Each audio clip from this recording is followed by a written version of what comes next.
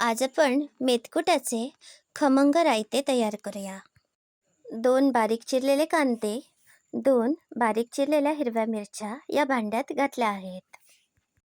आता 5 ते 6 मोठे चमचे मेथकूट घालूया. मेथकूटचे प्रमाण तुमच्या आवडीप्रमाणे कमी जास्त करा. 2 वाट्या ताजे दही घातले आहे.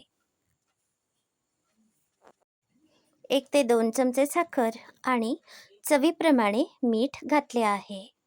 आता 1 वाटीभर पाणी घातले आहे. चांगले मिसळूया. आता आपले रायते तयार आहे.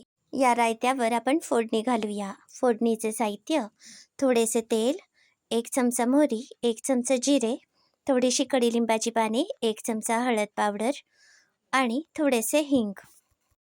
1 सुकी मिरची घातली आहे. आता हे खमंग रायते तयार आहे.